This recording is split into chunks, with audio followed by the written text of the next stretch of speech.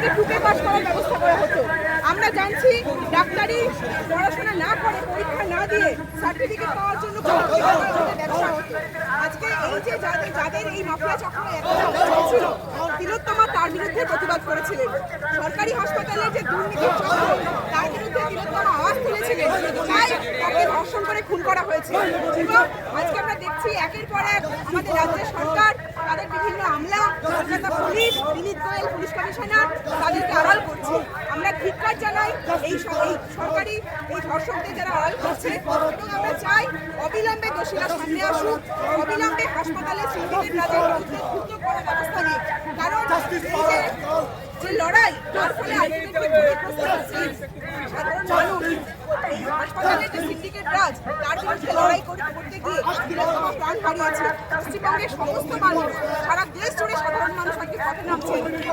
আজকের রাতে, 8 তারিখের রাতে সারা কলকাতা জুড়ে সাংস্কৃতিক রাত দেওয়া হয়েছে। আমরাও তখন মিছিলের শেষে দেগঙ্গায় পৌঁছি।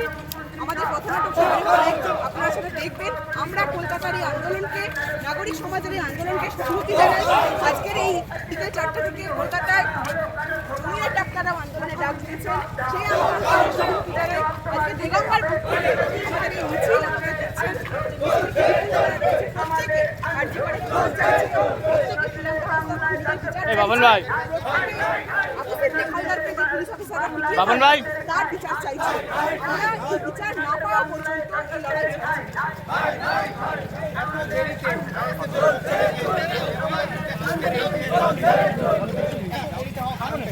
ক্যামেরার সামনে সবাই গেলে হবে। এর আগেও বিভিন্ন অঞ্চলে এলাকায় প্রোগ্রাম হয়েছে। আজকে দিগঙ্গার গোটা ব্লক জুড়ে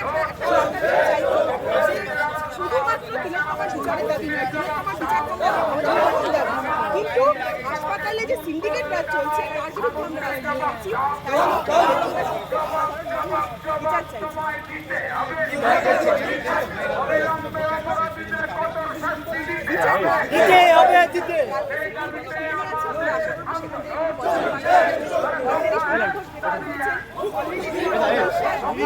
বিচার চাইছি।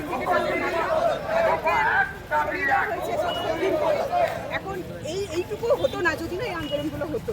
সরকার সমস্ত কিছু দেখে সেকশন বন্ধ করেছিল। তাদেরই প্রশ্রয়ে এই দুর্নীতি চক্র, এই সিন্ডিকেট রাজ বেড়েছে, তাদেরই প্রশ্রয়ে এই ধর্ষণ, এই ঘটনা ঘটেছে। আমরা এই বিচার না পেয়ে ছাড়ছি না।